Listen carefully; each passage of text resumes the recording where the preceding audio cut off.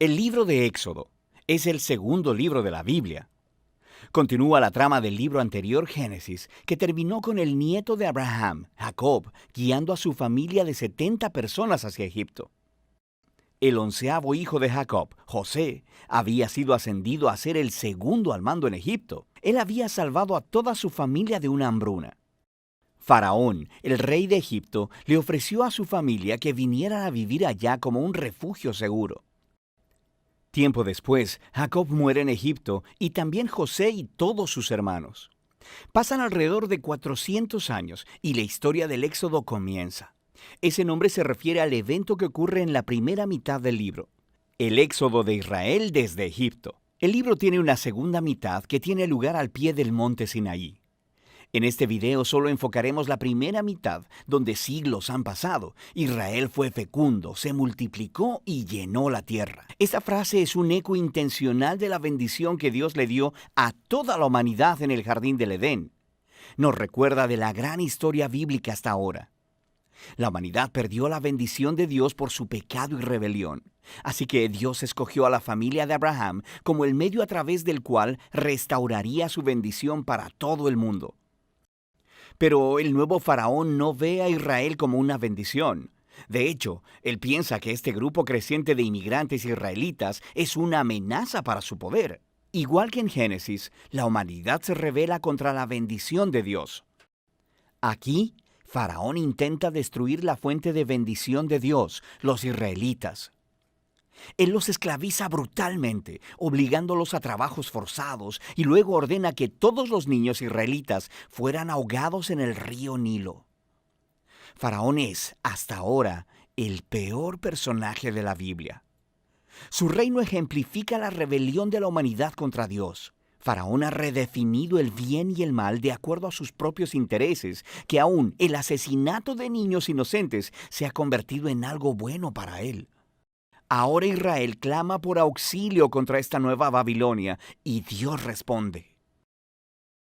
En primer lugar, Dios da vuelta a la maldad de Faraón, cuando una madre israelita lanza a su hijo al río Nilo, pero en una cesta. Él flota sin peligro hasta donde está la propia familia de Faraón. Él es llamado Moisés y crece hasta convertirse en el hombre que Dios usará para vencer la maldad de Faraón. En la famosa historia de la zarza ardiente, Dios se le aparece a Moisés y le manda ir delante de Faraón y ordenarle que libere a los israelitas. Dios dice que Él sabe que Faraón se resistirá, así que traerá su juicio sobre Egipto en forma de plagas. Luego, Dios también dice que Él endurecerá el corazón de Faraón. Entonces, se nos presenta la siguiente parte importante de la historia, la confrontación entre Dios y Faraón. ¿Qué significa eso que Dios dice que Él endurecerá el corazón de Faraón? Es muy importante que leamos esta sección de la narración muy cuidadosamente y en secuencia. En el primer encuentro entre Moisés y Faraón, simplemente se nos dice que el corazón de Faraón se endureció. No hay implicación de que Dios hizo algo. En respuesta, Dios envía las primeras 5 plagas, cada una confrontando a Faraón y a uno de sus dioses egipcios. Cada vez, Moisés le ofrece una oportunidad para que Faraón se humille y deje ir a los israelitas. Pero después de cada plaga, se nos dice o que Faraón endureció su corazón o que su corazón se endureció. Lo está haciendo de su propia voluntad. Finalmente, es con el segundo grupo de 5 plagas que empezamos a escuchar cómo Dios endureció el corazón de Faraón. El punto de la historia parece ser este. Aunque Dios sabía que Faraón resistiría su voluntad, de todos modos Dios le ofreció todas estas oportunidades de hacer lo correcto. Eventualmente, la maldad de Faraón llega a un punto sin retorno. Quiero decir, hasta sus propios consejeros creen que él ha perdido la razón. Es en este punto que Dios toma las riendas y dobla la maldad de Faraón hacia sus propios propósitos redentivos. Dios atrae a Faraón hacia su propia destrucción, mientras salva a su pueblo. ¿Qué es lo que sucede después? Con la plaga final es la noche de Pascua. Dios le cambió las cartas a Faraón.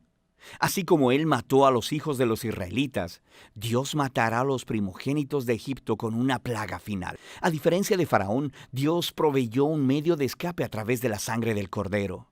Aquí la historia se detiene y nos presenta en detalle el ritual anual israelita de la Pascua. En la noche anterior a la salida de Israel de Egipto, sacrificaron un cordero joven y sin mancha, y pintaron con su sangre los dinteles de las puertas de sus casas. Cuando la plaga divina vino sobre Egipto, las casas cubiertas con la sangre del cordero fueron pasadas por alto, y el hijo primogénito fue librado.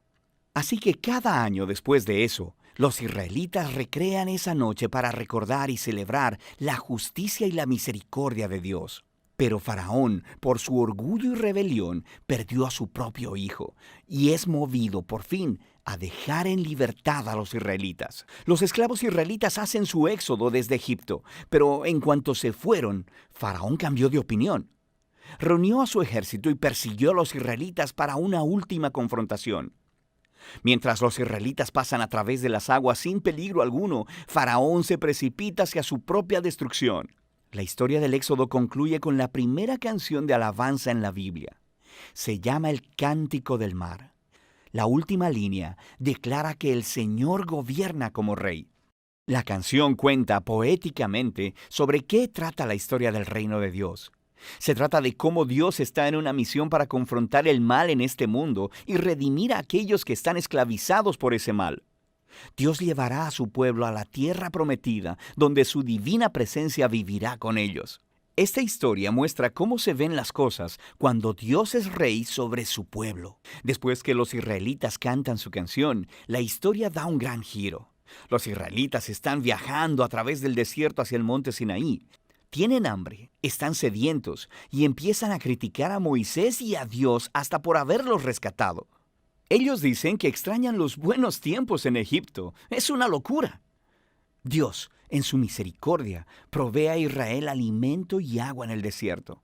Pero estas historias oscurecen el panorama. Nos comenzamos a preguntar, ¿podría ser que el corazón de Israel sea tan duro como el de Faraón? Ya lo veremos. Por ahora, esa es la primera mitad del libro de Éxodo.